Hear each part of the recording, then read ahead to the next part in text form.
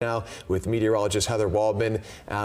No live looks at this moment, but we'll get to that later in the show. Heather? Yeah, all you need to know is it's hot again, especially for the valley. The heat never really went away for the foothills, but we're well back into the triple digits. And it's mostly because this big area of high pressure has shifted back to the west. It's what set us up with that long stretch of hot weather for the valley for the past 9 days or so. It had shifted to the east, but now that it's back, we're cutting off the Delta breeze into the valley.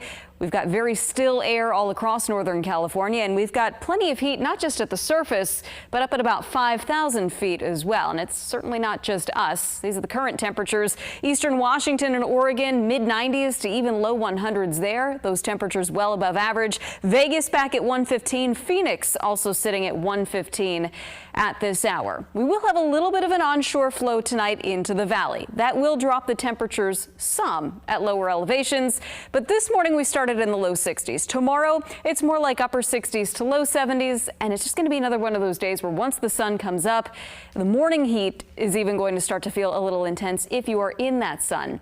Let's talk about the foothills, though, really quickly, because I know we've been talking a lot about the cooling effect into the valley. Temperatures overnight, again, upper 60s to low 70s for Thursday morning. But look at the foothills. These will be low temperatures at about 6 o'clock tomorrow morning, staying well into the 70s. Placerville at the airport up on that ridge, likely staying in the upper 70s again. Auburn 72, Grass Valley staying at 76 degrees into tomorrow morning. Part of the reason why is that overnight, on any given night, we've got air moving down the west slope of the Sierra. It's just something that happens every night. As that air drops in elevation, it warms. So that prevents much in the way of cooling along Highway 49 in areas just above. And you see here, too, the wind arrows showing that Delta breeze. Even with a good, strong Delta breeze with lots of cool air, it very seldom reaches up above 1,500 feet or so. That cool air is relatively shallow. Now, of course, up in the high Sierra, we cool off no problem.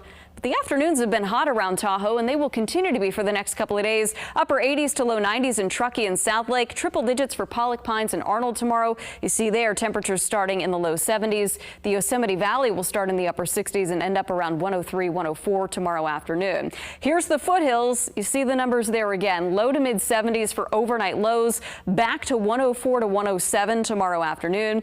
It's going to be one of those days where we hit the triple digits at about 2 o'clock in the afternoon in the foothills and stay there until about 7 or 8. At the coast, San Francisco should be back in the lower 80s, so we're losing that marine layer even right along the shoreline. 103 to 107 from Napa and into the Delta. For the San Joaquin Valley, starting in the upper 60s to low 70s, but ending around 110 in Modesto and Turlock. Lodi will be around 108. Manteca and Stockton around 109, close to record highs there. Sacramento expected to break a record tomorrow. We're forecasting 111. The record high is 110. Got more intense heat coming up for Friday. Highs will be around 106, so we pull the intensity lever down just a little bit. It should be feeling better this